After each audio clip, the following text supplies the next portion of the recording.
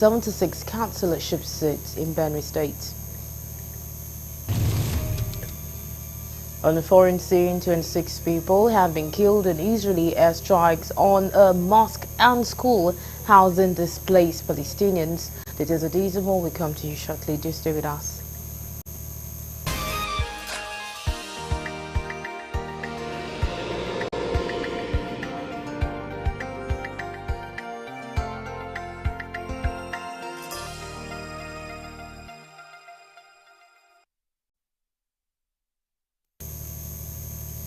And now the news in full. Benue State Independent Electoral Commission has declared All Progressive Congress, the APC, of all the 23 local government chairmanship positions and 276 councillorship seats in the just concluded local government polls held on Saturday, the 5th of October 2024. Declaring the result at a press conference at the Commission's headquarters in Makurdi, the chairman, Barrister Richard Tomboy, said the exercise was peaceful, calm, transparent, and was adjourned to be credible, free and fair in the history of Benue State. The chairman announced the Commission would later issue certificate of return to the winners of the Local Government Council chairman at 2 p.m. today. Chairman, Inter-Party Advisory Committee IPAC, Comrade Oteni Idoko, commended Benue State Independent Electoral Commission for conducting credible polls in the state and in the spirit of sportsmanship. Congratulated APC for overwhelming victory. State APC Caretaker Committee Chairman Dr. Benjamin Omale expressed satisfaction with the outcome of the election and commended Benue State Independent Electoral Commission for conducting acceptable election. And despite the participating election, the APC, APGA, Labour Party, PDP, and SDP. So in summary, out of the 23 local government elections, chairmanship that were contested, APC won all the 23 seats in Benue State. Out of the 276 councillorship elections that were conducted in 276 council wards in Benue State, APC equally won all the councillors. As a Labour Party chairman, we also participated in the 10 local government. I'm speaking as a Labour Party chairman now. We are going to look at the results. I'm going to consult with my people, and we are going to come out with a clear statement on the outcome of the election. But for now, I just want to thank everybody that participated, and let me also, in the spirit of good sportsmanship, let me congratulate APC. You can also attest that other parties also testify that this is one of the best elections as ever conducted in the history of Benue State. And to the people, they are going to be happy because there are peoples who Benue State have spoken, and they've spoken to the people's governor. And the people's governor has also demonstrated through his capacity the good work he has done in Benue State.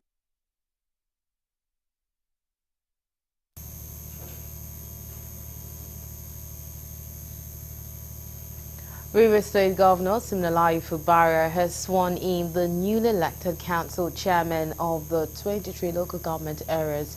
The exercise was held on Sunday, which is today, at the Executive Council chamber of the Government House in Port Harcourt, the state capital, hours after the chairman were issued certificate of return by the chairman of the Rivers State Independent Electoral Commission, Adolphus Enebeli. After an exercise held amid heightened tension on Saturday, the Action People's Party won 22 out of the 23 chairmanship positions, while the Action Alliance candidate won 1 seat.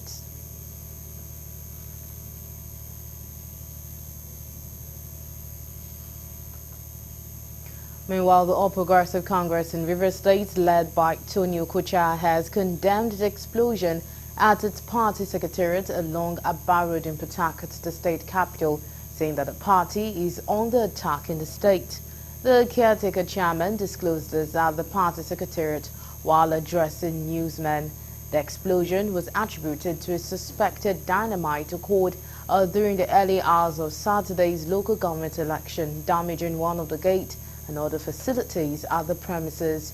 Okocha questioned the attack, saying despite the party not participating in the election nor the election held at the Secretariat, he called on the federal government for assistance in the protection of APC members and its facilities in the state. There are about 3:20 a.m.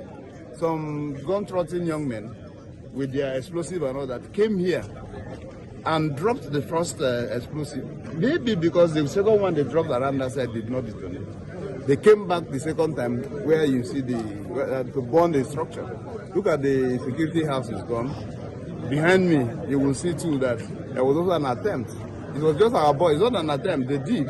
Our boys now came, our people came, and they were able to put out the fire. We had made entry to police, police station. The DPO came himself to ascertain the level and extent of damage. Yes, when the governor said that he's ready for war, that it is his last fight, even against a judgment of court that has been served on him, that he had made references to over and over again.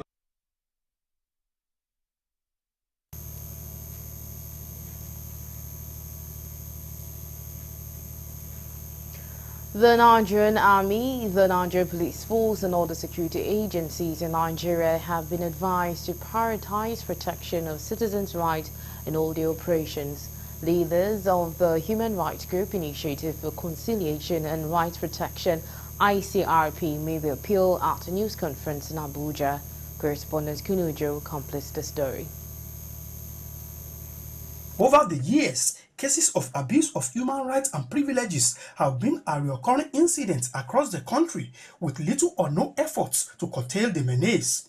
It is the public expectation for security agencies across the country to prioritize protection of citizen rights in their operations against terrorists and bandits in Nigeria. Speaking at a press conference in Abuja, leaders of the group noted that agencies responsible for the fight against Boko Haram insurgents and other extremist groups must uphold the rule of law to avoid rights abuse. To foster a peaceful and united nation, the group observed that security agencies must operate on actionable intelligence in identifying potential threats before they escalate. As Nigerians continue to confront various security challenges, it is essential to recognize the significance of this agency in protecting the rights and promoting inclusivity.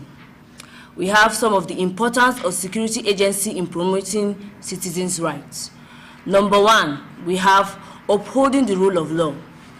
Security agency, including the police, military and civil defense forces, are crucial in enforcing law and ensuring justice. The national stability of the country is at stake if the security agencies are not compensated and appreciated on their performances, but punishments are carried out on them when they misbehave. This will demoralize and make them act otherwise or collaborate with criminal elements for their finances and upkeep if the government fail to do so. Number one, enhancing the welfare. Competitive compensation and packaging are lacking in the security forces and have endangered the community they serve. It is everybody's business. And that is one area that everybody believes he can do. And that is one thing that knowingly or unknowingly we are doing on daily basis in our homes and as we go out. Because personal security comes first. And that I think all of us have done well. If we have not done it well, maybe some of us, all of us would not have come here in good health this morning. We equally enjoin members of the public to support security agencies with all it takes towards ensuring safety of lives and property at all times. From Abuja, Kunle Ujo, Galaxy TV.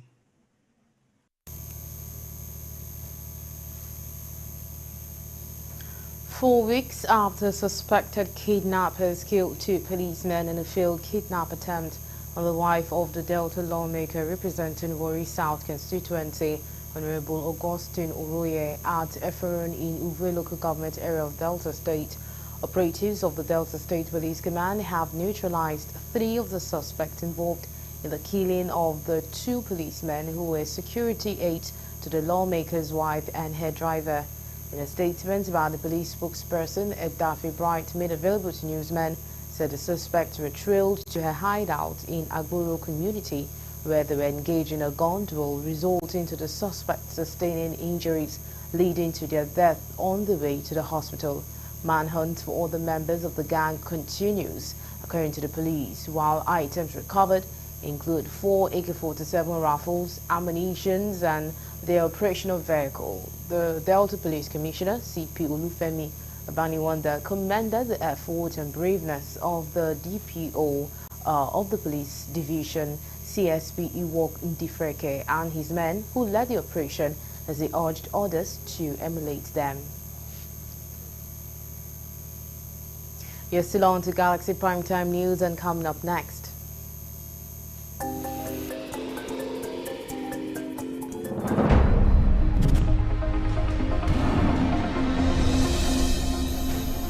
The federal government approves funding for the rehabilitation of the Abuja-Kaduna Zaria-Kano dual carriageway. Details of these and more will come to you shortly. Do stay with us.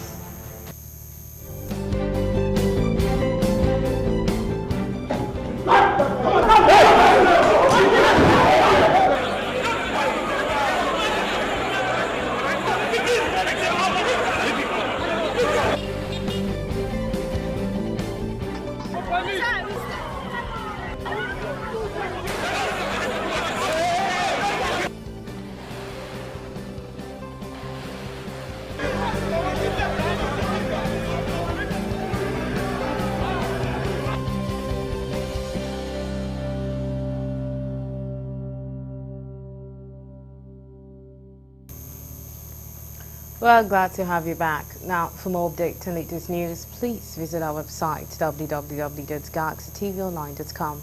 Connect to us on our X handle at Galaxy TV. Subscribe to our YouTube channel, youtube.com/Galaxy TV News. You can follow and interact with us on our Facebook page, facebook.com/Galaxy TV. Remember to follow and tag us on our Instagram page as Galaxy TV. Our social media platforms are user-friendly and can always accommodate a live update and comment, as you can easily scan our IG QR code.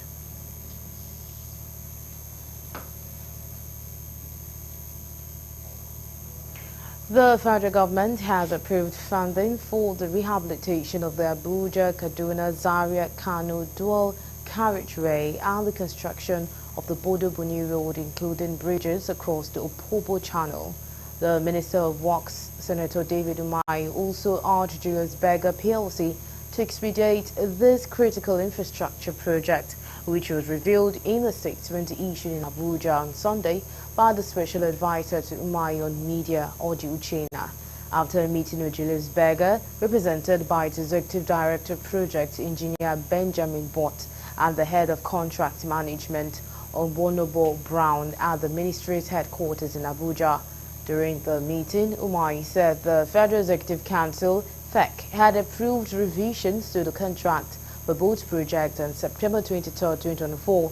The total contract sum for the Abuja-Kaduna Zaria-Kano dual carriageway is now set at over 740 billion naira, while the Bodo-Buni Road project is pegged at over 80.1 billion naira.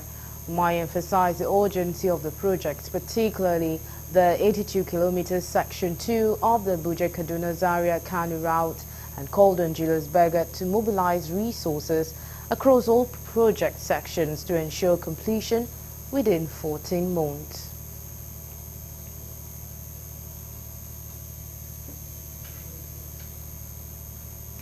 Amidst the exacerbating leadership challenges being experienced in the country, Nigerian leaders have been advised to focus on developing the people and lead with empathy to help create more inclusive and compassionate society. A cross-section of speakers at a public lecture in Abuja expressed concerns over the Nigeria's leadership, lamenting over the economic hardship faced by the people. They blamed the ugly trend on lack of transparency, accountability, and dishonesty of the people in leadership positions. while calling on Nigerian leaders to strive towards leading with empathy to fostering collective progress of all citizenry. Speakers also appealed to those in leadership positions to be conscious of the positive legacies they would bequeath on the society rather than focusing on their selfish interest. Other speakers on the theme Nigeria Leaders and Accountability challenged the way forward, stressed the need for authorities to work out policies that would enforce accountability in leadership positions. That any leadership that is not people-oriented cannot chart any way forward. Many people wonder how leaders know how to make the best decisions, often under immense pressure. The process of making these decisions comes from an accumulation of experiences and encounters with a multitude of different circumstances. Accountability is one of the signs of a good leader because it drives better results and enhances leadership performance. Honestly, when you give account, it will help you move. But the truth is that we're not moving. Nobody gives anybody account. You come in, take whatever you feel you can take, grab it, cash it, run away, then another person picks. Because nobody holds anybody accountable. The election should be credible. When you get a leader that is idea-focused and idea-oriented, that leader will definitely be unaccountable to the people. But when you get a leader that is not ready, a leader that takes power by force, such a leader cannot be accountable to the people because the leader will really be accountable to the money because he used money to buy his position.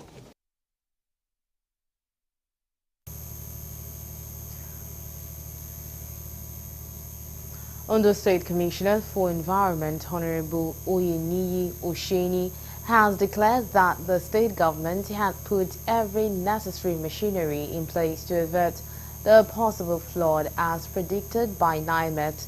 According to him, evacuators had been deployed into critical erosion-prone areas in the state for dredging, just as residents of Itanla Road, Oke-Odunwu, and Iluyemi, among others, in Ondo West Local Government area of Ondo State were thrown into mourning over the flood incident that led to the destruction of property worth millions of naira. The downpour, which started about 3 p.m. on Friday, was reported to have wreaked havoc on the communities as vehicles, motorcycles, shops and other valuables soaked for hours. However, no lives have been reported lost in the incident. As you can see where we are now, that actually caused the cessation of the flow of water. And from where we are now to the main water body, this is still Luwa River course, to the main water body is about 4 kilometers. And we have been walking right from Oke-Odunwu up to this point. You bear my witness that the water have been flowing freely until you have a kind of stockage there, and you can see our machine is already positioned. Now, in the fourth place, we've been able to identify some of the water channels that are too small for the volume of water being received. Something has to be done. Again, we've been able to identify a bridge. We call Oke-Odunwu Bridge. That means complete reconstruction, not just renovation or anything. That is very, very important. And once you do that, we must have solved a lot of problems. Many of the residents in Ondo City are not happy for what happened yesterday. Something like this happened about 4 years ago, but it's not as strong as this. So everybody from every corner in Ondo Kingdom, Ondo City, are complaining, and they're not happy at all for these sad incidents that happened yesterday. What happened is very disaster. This is very, in fact, I don't know what to call it. But yesterday, the rain have stopped before this flood just came from nowhere.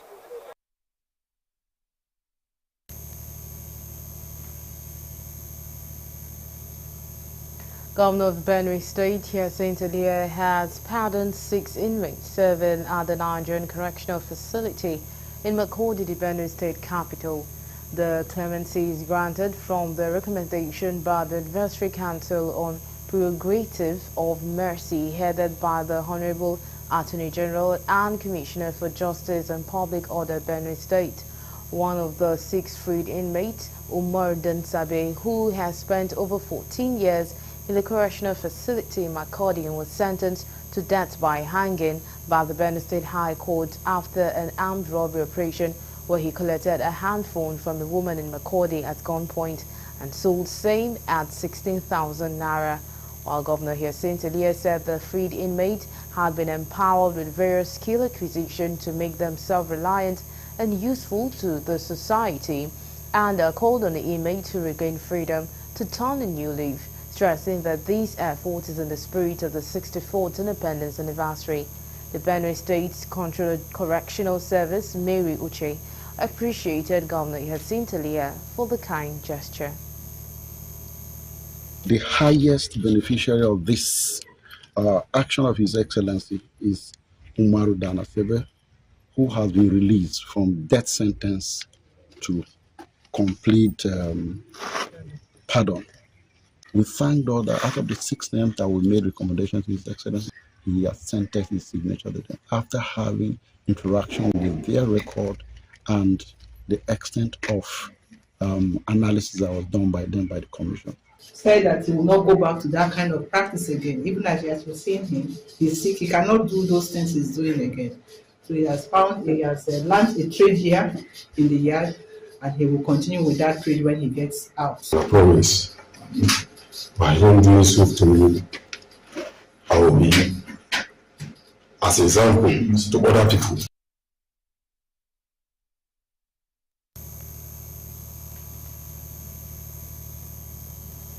Ekiti State also joined the rest of the world to celebrate World Teachers' Day. Speaking at the event, the Ekiti State Governor Biodun Uibanji reiterated his administration's dedication to enhancing the welfare of teachers in the state. The governor, who was represented by his deputy, stressed the resolve of his administration to stamp out examination malpractices in whatever form in order to maintain the integrity of the educational sector in the state.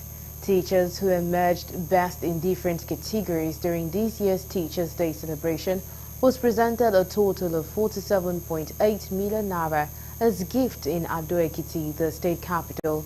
While speaking, the chairman of the Nigerian Union of Teachers, NUT in Ekiti, Daudu, commended Uibanji for his positive contributions to strengthen the sector, urging the government to initiate policies that would checkmate brain drain in education and retain the best brains within the state. We have fulfilled our promise to address this issue career progression for teachers in primary school by approving their advancement from grade level 15 to level 16.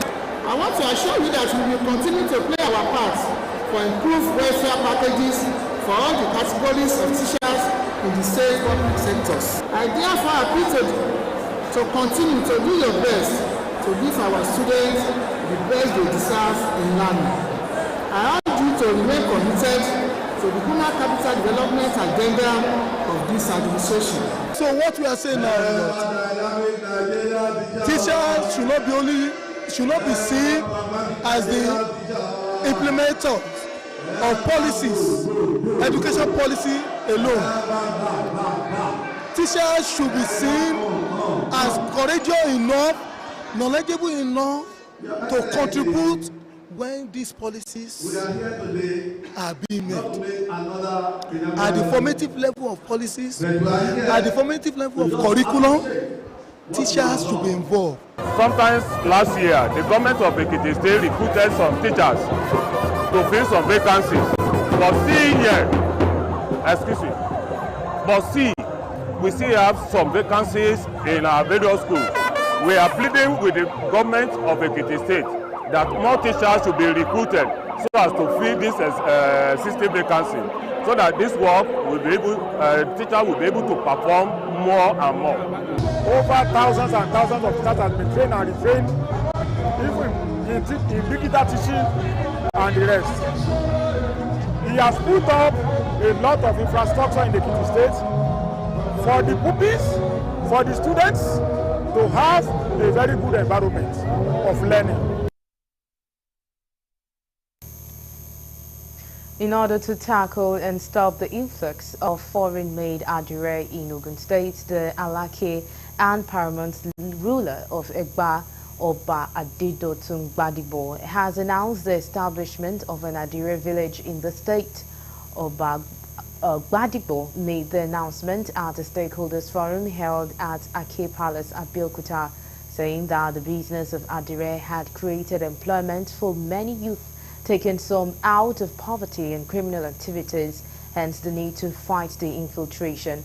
In another effort to save the industry, the monarch directed Professor Olajumoke, president of Iceland Business School, to find an intervention to the infiltration of the Chinese-made fabrics into the market. We hope to improve the creativity and talent of local adire producers for the global market. The one-stop shop for raw materials, the adire village will also house facilities dedicated to the sourcing and production of raw materials essential to the adire value chain, from natural dyes to cotton production. Our aim is to streamline access for artisans and small-scale producers, ensuring they have the resources needed to thrive. Speaking further, the paramount ruler stressed that the project is expected to train and equip local artisans with skills to utilize technology, raise the fabric's quality to international standards, and enabling it to be exported, thereby boosting the nation's economy and foreign exchange. In her remarks, Professor Olajumoke stated that while business competition is inevitable, the school has, however, gotten the interest of the government in the allocation of land for a one-stop shop for the production of essential raw materials, which will be open to all subscribers.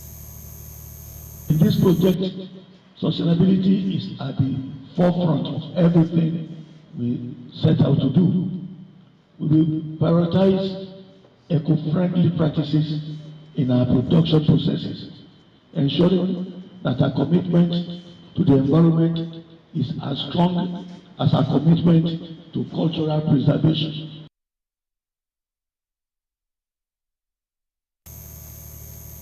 In a significant push towards enhancing agricultural productivity and self-sufficiency in Nigeria, an agribusiness expert and pineapple farmer, Segun Alabi, has called on government at all levels to create an enabling environment for pineapple farming to thrive in Nigeria. Speaking during a tour of a pineapple farm in Ago Iwoyi in Ogun State, the agri-expert said the vast potential of the pineapple farming value chain, which extends beyond food production to include biofuel, renewable energy, and even products like clothing and shoes. He stressed that Nigeria has the potential to become a top exporter of pineapples, despite ranked as the 8th largest pineapple producer globally. The farmer also said with a zeal to empower 50,000 farmers in 5 years, Nigeria will benefit immensely from its outcome. Well, our dream is to make Nigeria exporter of pineapple.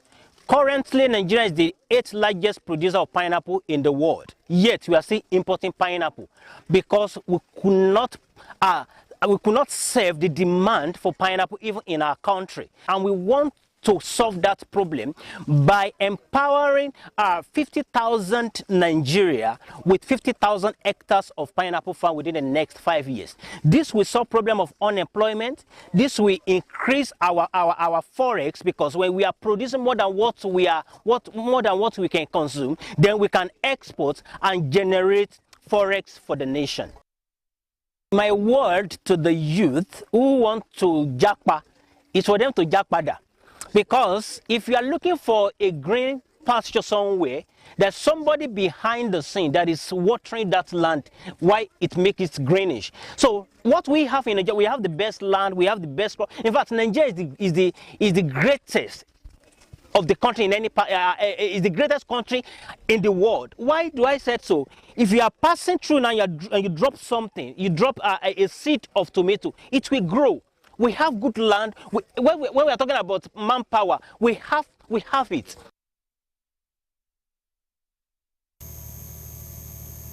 Amidst the harsh economic policies of government that is biting hard on Nigerians, leading to hunger and poverty, the Rotary Club of Ota is calling on Nigerians to keep calm and hope alive for a better tomorrow. This follows the intervention made by the humanitarian group, which include an outreach program to an orphanage home, renovation of schools, provision of toilets and youth empowerment to residents of Ota, Ogun State. Speaking to newsmen during the official visit of Rotary District Governor 9110 to Ota, the host president, Ambassador Jackie Kasim, said the gesture became imperative as part of the core mandate of Rotary Club is to better the lives of the unreached and less privileged. On his part, the Rotary District Governor, Dr. Wole Kukoyi, expressed delight in the humanitarian services rendered to the beneficiary communities. Well, the message to Nigeria is that everybody should just keep calm and do the little they can do and try as much as possible to help your next door neighbor or anybody you see that is in need. Reach out for them. I just want to tell people and all Rotarians that everybody should put hands on deck because we have to make it known to the world that Rotary has arrived. And we are doing a lot of projects. We're going to be going out to do more projects, to do more things for people. No doubt that as respected Rotarians, they would do that, serving others before self. Yes, you can be sure that in my district, for instance, we have 71 clubs, and every club does projects in so many areas of life. So you can see the multiplication of what we are talking about. Speaking further, Dr. Kasim said the group is concerned about the plight of Nigerians, but won't hesitate to contribute its quota to the growth of the society. She, however, said the group will move towards adopting some of the children visited at the orphanage homes in a bid to become better and have a secured future. We all know Ijamido. Let us come here as well, see other children and see how well they are taken care of and the kind of things they do. They do a lot of handwork and all that. They are the ones that made this fish, you know. And I hope by the grace of God, now that you've known them, some of you will have children here as well. Because what we are trying to do is to allocate children to each person so that you will know you have a child here.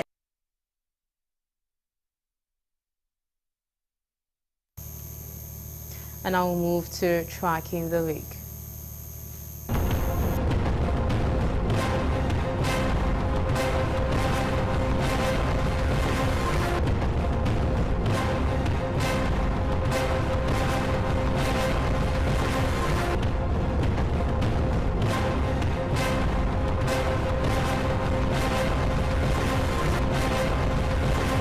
Welcome to Tracking the Week. Justice Kudirat Olatokunbo Kekereekun took oath of office as the 23rd Chief Justice of Nigeria on Monday, with President Bola Tinubu reaffirming his administration's commitment to upholding the judiciary's independence and sanctity. Justice Kekereekun, the second female CJN in Nigeria's history, was sworn in following her confirmation by the Senate. The ceremony, which occurred at the Council Chamber of the State House Abuja, had 4 former Chief Justices of the Federation, including the first female Justice Aloma Mukhtar, the President of Court of Appeal, and other heads of Judiciary Division in attendance.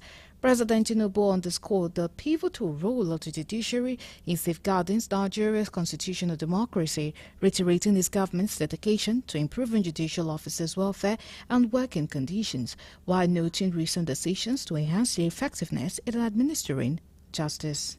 Also on Monday, the Federal Capital Territory Police Command said it commenced deployment of personnel and equipment ahead of the independence celebration slated for October 1st. The command, which is without the Commissioner of Police, however, was silent to voice preparation for the protest scheduled for the same day. In a statement on Monday, the Police Command spokesperson Josephine Ade said the deployment included explosive ordnance disposal personnel, anti-riot equipment and visibility policing, among others. She added that this was to ensure FCT residents have a peaceful Independence Day celebration. On Tuesday, keeping with the promise to mark the 64th independence anniversary on Iloki, President Bola Tinubu led Vice President Kashim Shettima and other high-profile Nigerians and guests to mark the day in Aso Rock.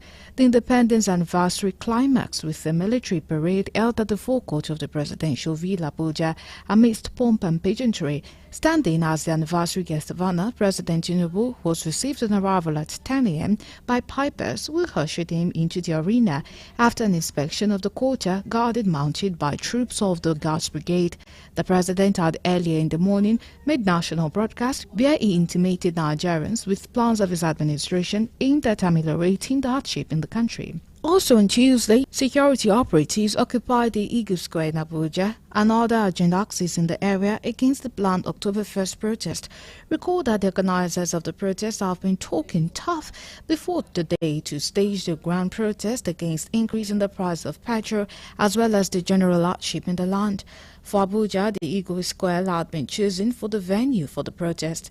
Correspondent Kunle reported that all roads leading to the Eagle Square were condoned off by security personnel while vehicular diversion was effected. The officers prevented free movement within and across Eagle Square, while armored vehicles of the Nigerian Army with personnel were stationed in front of the National Assembly, Appeal Court, the Federal High Court, among others. On Wednesday, President Bola Tinubu departed Abuja for London, the United Kingdom, for 2 weeks. Sources close to the president confirmed to Newsman that Tinubu was taking the 2-week break as part of his annual leave. He is expected back in the country on October 16, 2024. Still on Wednesday, the House of Representatives rejected the Commander of the Federal Republic CFR honor announced by President Bola Tinubu in his independence anniversary speech to be confirmed by the Speaker of the House, Tajuddin Abbas. They also called on President Bola Tinubu to confer on the office of the Speaker the national honor of Grand Commander of the Order of the Niger GCON, insisting that the office of the Speaker is higher than that of the Chief Justice of Nigeria, who is to be conferred with GCON. This followed the adoption of a motion moved by Deputy Spokesperson of the House, Philip Sagbese, with 248 others during plenary in Abuja.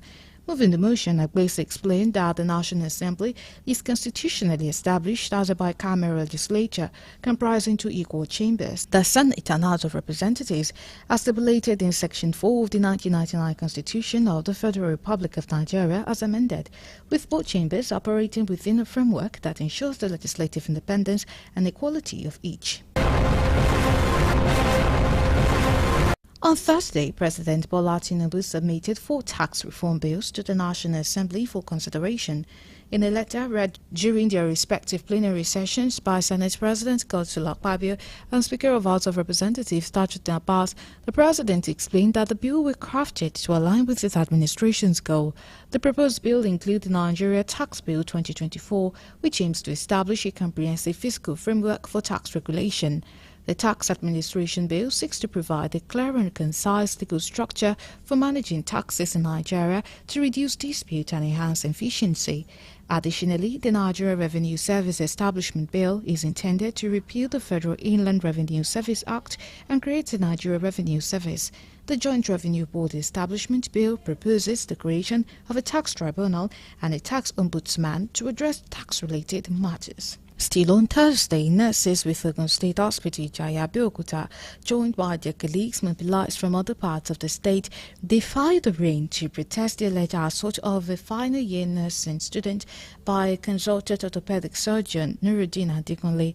Adekunle, a staff member of the hospital, reportedly slapped a student nurse at the theatre suit on September 24, and no effort made within that time and now to seek redress from the government have yielded no encouraging result. The protesting nurses were led by the state chairman of the National Association of Nigerian Nurses and Midwives, Adegoke Bello. The nurses, chanting various songs to drive home their grievances, were also armed with placards bearing messages such as end bullying of nurses and nurses brutality. Bullying of nurses is not acceptable. Zero tolerance for nurses bullying, respect for nurses, respect for care, justice for nurses a must, among others.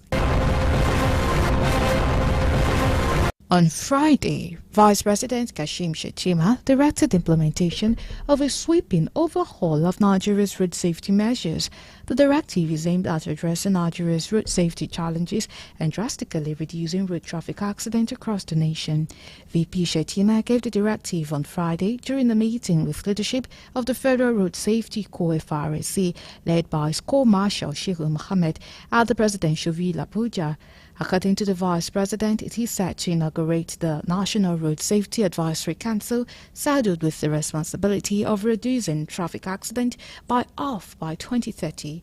Speaking during the meeting with FRSC leadership, the VP stressed the urgent need to address the increasing road accidents on the highways and in the cities caused by non-adherence to traffic regulations. Lastly, on Friday, the Chairman House Committee on Youth in Parliament, Honorable Olamiju Onloalawa Akala, has called on Nigerian youth to actively participate in the 30-day youth conference announced by President Bola Tinubu to address their key demands. The lawmaker representing Ogbomoso North South and Orire Federal Constituency of Oyo, while speaking in Abuja, emphasized the importance of CONFAB in addressing issues that sparked protests like Occupy Nigeria, EndSARS and the Obedient Movement and other youth-led actions. He urged youth to trust the process and ensure their voices are heard, noting that unlike past protests, this government-initiated conference offers a platform for dialogue without confrontation. Alawa Akala reassured youth that measures will be in place to prevent the conference from being hijacked by politicians. And that's it on Tracking the Week.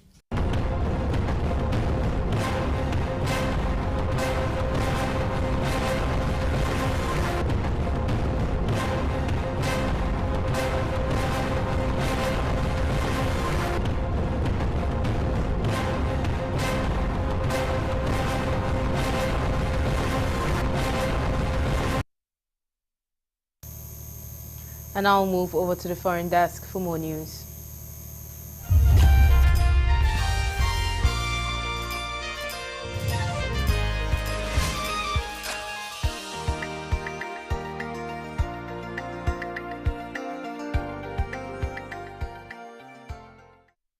This is news from the international scene. The Hamas-run health ministry in Gaza says 26 people have been killed in Israeli airstrikes on a mosque and school housing displaced Palestinians in the center of the territory. Dozens of people were also injured in the strikes that hit Ibn Rashid School and Al-Aqsa Martyrs Mosque in Deir al-Bala early on Sunday morning, the ministry said. The Israeli military said it had targeted a Hamas militant operating within command and control center at the sites. In northern Gaza, Israeli forces surrounded the Jabila area in response to what it said were Hamas efforts to rebuild. The ministry also issued new possible evacuation zones in the north and reopened routes to a humanitarian area. Following the strikes in central Gaza, video verified by newsmen as being from the mosque showed bodies and blood on the ground among the rubble, while footage at the school shows the structure on fire and a man being pulled out on a stretcher. Earlier, the Hamas-run Civil Defense Agency said 21 people were killed and a large number wounded in the strike on the mosque, according to newsmen. It's also reported that at least 93 people were injured in the airstrike, according to data from Gaza Hamas-run media office. A policewoman has been killed and 10 others injured in a shooting in the southern Israeli city of Beersheba, local authorities said. The gunman was shot dead at the scene after what police described as a suspected terror attack at the city central bus station. The victim has been named as Shireshaya Suslik, 19, a sergeant from Israel's border police. Israel's ambulance service said medics are treating 10 people for injuries, some of whom suffered gunshot wounds. One of the injured is in a moderate to serious condition and 4 others are in moderate conditions, the ambulance service said. They have been taken to the nearby Sarika hospital. Police said the preliminary investigation showed the gunman was eliminated in few seconds by security forces who were there. Shortly after the attack, Israel's Transport Minister Miri Regev called for the families of terrorists to be deported from the country. The time has come for a deterrent punishment to prevent the attack on Israeli territory, she wrote on X. Israeli opposition leader Yair Lapid described the attack as severe and despicable, writing on X, "We must act hard against terrorism." South African police have arrested 3 people in connection with the massacre of 18 relatives that took place in a remote town last week following a manhunt, the police say. Police Minister Senzo Muchunu confirmed the arrest during the memorial service for the 18 victims on Sunday in the town of Lusikisiki, in the Eastern Cape, where the killings happened. He added the arrest of a 4th suspect would be announced soon. Shockwaves erupted across South Africa when gunmen opened fire on 2 homes, killing 15 women and 3 men.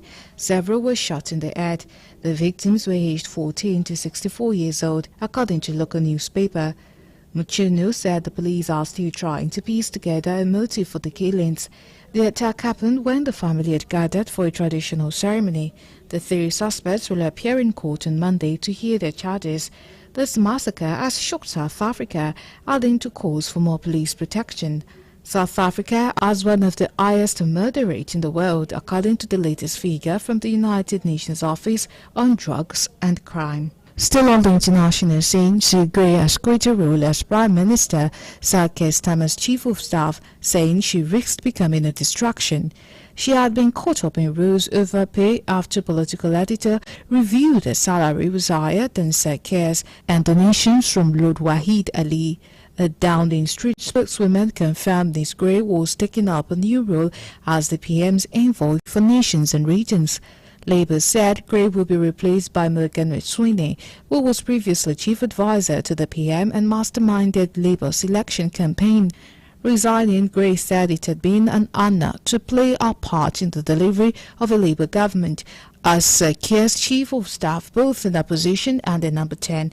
However, in recent news, it had become clear that intense commentary about opposition risked becoming a distraction to the government's vital work of change, she said. It is for that reason that she had chosen to stand down and look forward to continuing to support the Prime Minister in her new role. Gray has been subject to intense internal briefings and criticism in a government yet to reach its first 100 days in office, and it's that of dysfunction that has made it clear to Sir Keir that something needed to shift. She skipped the Labour Party conference last month, having been by Sir Keir's side throughout last year's. More than 900 people crossed the English Channel in small boats on Saturday, the highest daily total so far this year.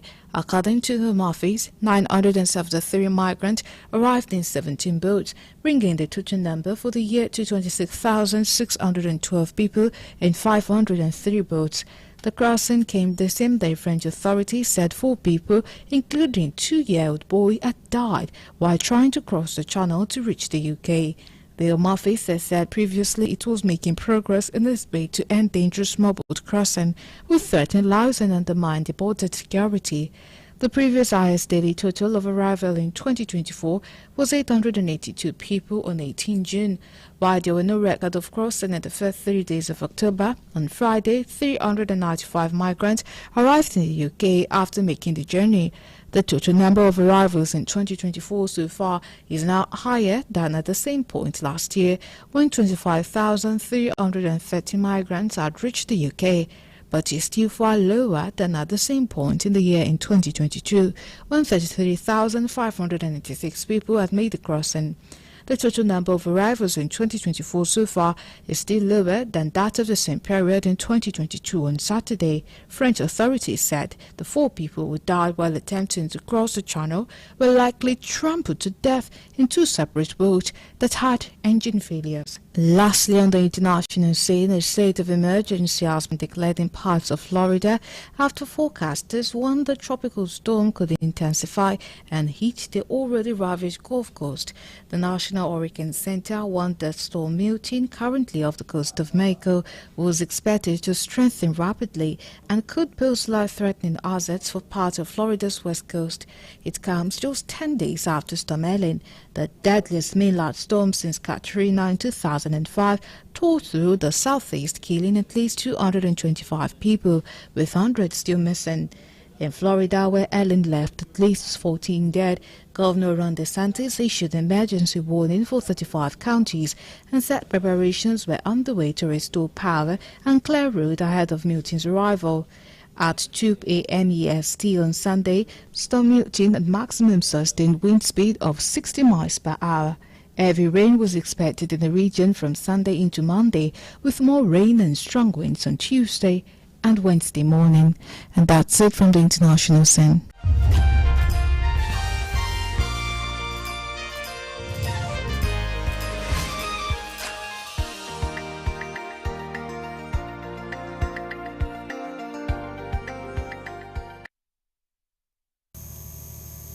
Now, for more updates and latest news, please visit our website www.galaxytvonline.com.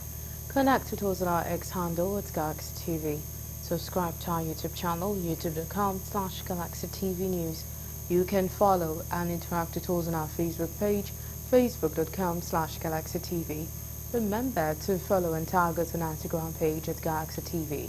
Our social media platforms are user-friendly and can always accommodate your live updates and comment, as you can easily scan our IG QR code. And that's all we have on Galaxy Primetime News. Thank you so much for being a part of the news. My name is Nenwa Gemazaka. Goodbye.